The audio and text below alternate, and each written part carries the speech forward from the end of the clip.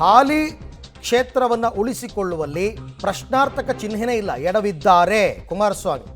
CPYಗೆ ಮೈತ್ರಿ ಟಿಕೆಟ್ ಅನ್ನು ನೀಡದೆ ಅಂತಿಮ ಕ್ಷಣದಲ್ಲಿ ಪುತ್ರನಿಗೆ ಟಿಕೆಟ್ ನೀಡಿದ್ದೇ ಮುಳುವಾಯ್ತಾ ಅಂತಂದರೆ ಹೌದು. ಕುಟುಂಬ ರಾಜಕಾರಣಕ್ಕೆ ಮಣಿಯದೆ ಯೋಗೇಶ್ವರ್ ಪರ ಸಿಂಪತಿ ವರ್ಕೌಟ್ ಆಯಿತು.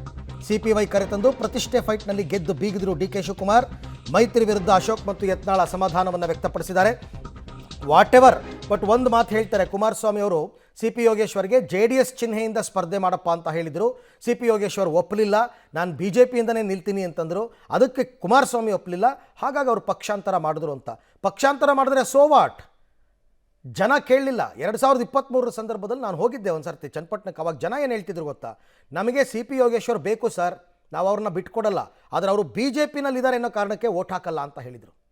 ಈಗ ಅವರು BJP ಬಿಟ್ಟು ಹೊರಗೆ ಬಂದರು, ಗೆಲ್ಸ್ಕೊಂಡ್ರು. ಅಲ್ಲಿಗೆ ನಿಜ ಆ ಮತದಾರರು ಹೇಳಿದ್ದು ಅಂತ ಆಯಿತು. ಅದನ್ನು ಕುಮಾರಸ್ವಾಮಿಯವರು ಅರ್ಥ ಮಾಡ್ಕೋಬೇಕಾಗಿತ್ತು. CP ಯೋಗೇಶ್ವರ್ BJPಯಿಂದ ಹೊರಗೆ ಬಂದರೆ ಅವ್ರನ್ನ ಗೆಲ್ಲಿಸ್ತಾರೆ ಅಂತ ಗೊತ್ತಿರಬೇಕಾಗಿತ್ತು. ಈ ಸೋಲು ನಾನೇ ಸ್ವೀಕಾರ ಮಾಡ್ತೇನೆ, ಪಕ್ಷ ಸ್ವೀಕಾರ ಮಾಡುತ್ತೆ.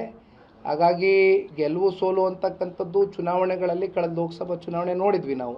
ಏನಾಯಿತು, ರಾಜ್ಯದ ಜನತೆ ಹಳೆ ಮೈಸೂರು ಪ್ರಾಂತ್ಯದಲ್ಲಿ ಅದರಲ್ಲೂ ವಿಶೇಷವಾಗಿ ದೊಡ್ಡ ಮಟ್ಟದಲ್ಲಿ NDA ಅಭ್ಯರ್ಥಿಗಳ ಪರವಾಗಿ ನಿಂತರು. ಹಾಗಾಗಿ ಬಹಳ ಜನ ಸೋತಿದ್ದಾರೆ, ಗೆದ್ದಿದ್ದಾರೆ. ನಾನು ಇಲ್ಲಿವರೆಗೂ ಒಂದು ಗೆಲುವು ನೋಡಿಲ್ಲ, ಸತ್ಯ ಒಪ್ಕೊಳ್ತೇನೆ. ಇದು ನನ್ನ 3ನೆಯ ಸೋಲು.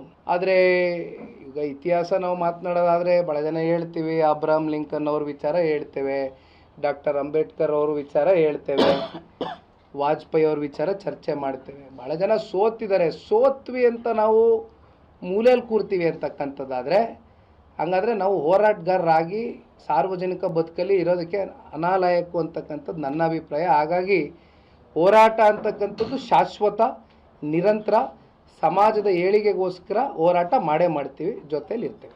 ಒಂದು ಚುನಾವಣೆಯ ಗೆಲುವು ಸೋಲು ಇಲ್ಲಿಂದ ಖಾಲಿ ಮಾಡಿಸಿದ್ವಿ ಅಥವಾ ವಾಪಸ್ಸು ನಾವಿಲ್ಲಿ ಪ್ರಬಲವಾಗಿ ನಮ್ಮ ರಾಜಕೀಯ ಶಕ್ತಿಯನ್ನು ಮತ್ತೆ ಬೆಳೆಸ್ಕೊಂಡ್ವಿ ಅಂತಕ್ಕಂಥದ್ದನ್ನ ತೀರ್ಮಾನ ಮಾಡಲಿಕ್ಕೆ ಆಗೋದಿಲ್ಲ.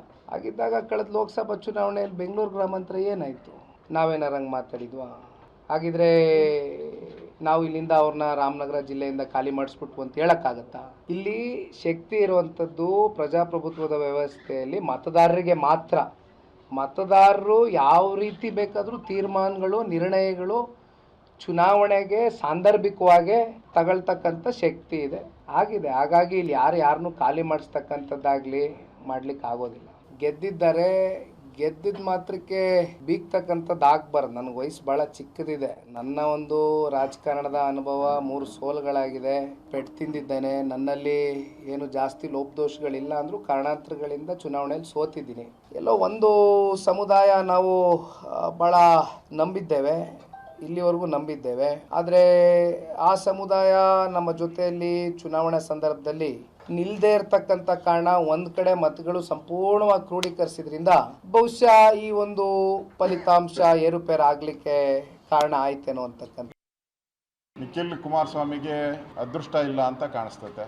ನಾವೆಲ್ಲ ಈ ಸರಿ ಅವರು ಅರ್ಜುನನ ಪಾತ್ರ ಮಾಡ್ತಾರೆ ಅಂತ ಭಾಳ ಆಸೆಯಿಂದ ಇದ್ರಿ.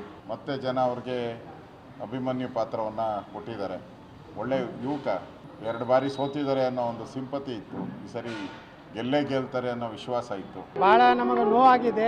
ಕರ್ನಾಟಕದಲ್ಲಿ ಕಳೆದ ವಿಧಾನಸಭೆಯಿಂದ ಲೋಕಸಭೆಯಿಂದ ಉಪಚುನಾವಣೆಯಲ್ಲಿ ಸತತವಾಗಿ ಭಾರತೀಯ ಜನತಾ ಪಾರ್ಟಿಗೆ ಒಂದು ರೀತಿ ಪೆಟ್ಟು ಬೀಳ್ತಾ ಇದೆ.